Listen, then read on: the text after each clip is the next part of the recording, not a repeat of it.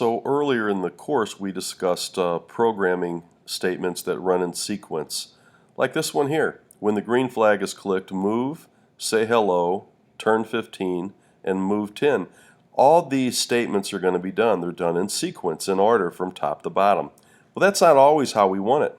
Sometimes we only want a situation to be displayed if a certain condition is true.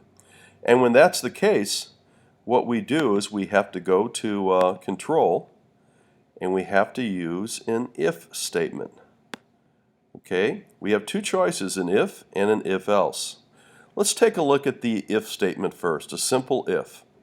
Okay, now in order to make an if statement, we have to have a test. And to make a test, we have to go to operators.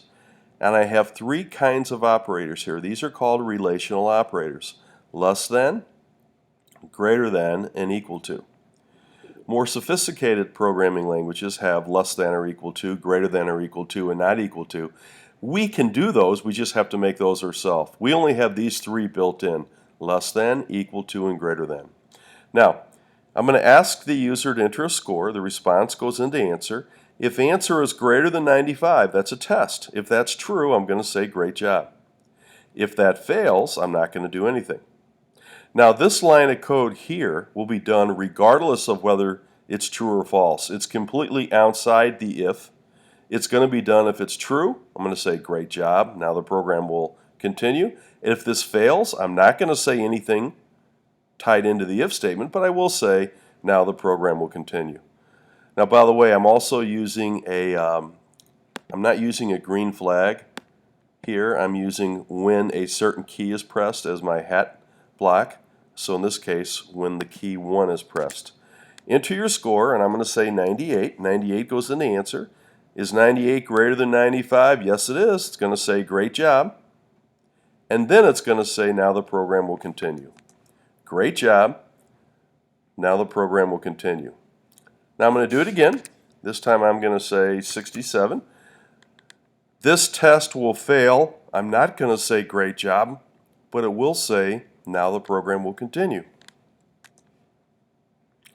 So this is one test and one outcome. Now we have another if statement down here. Okay, this is an if-else right here, an if-else.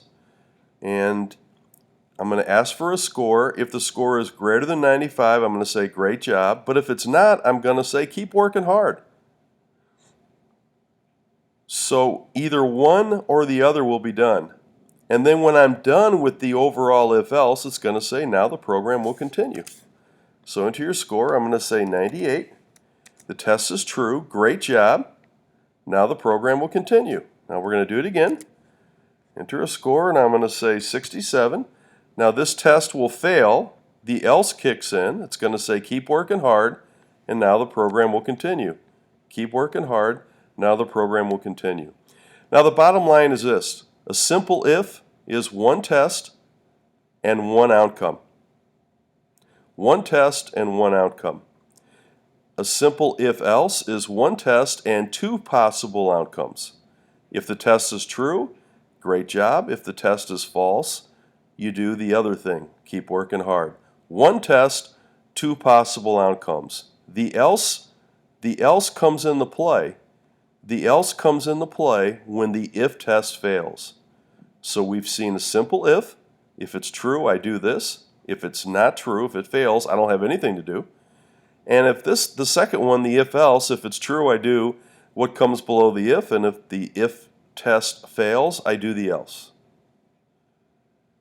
Okay. Now, we have another one that we're going to be working on, and this is the if-else, and we'll get to that shortly.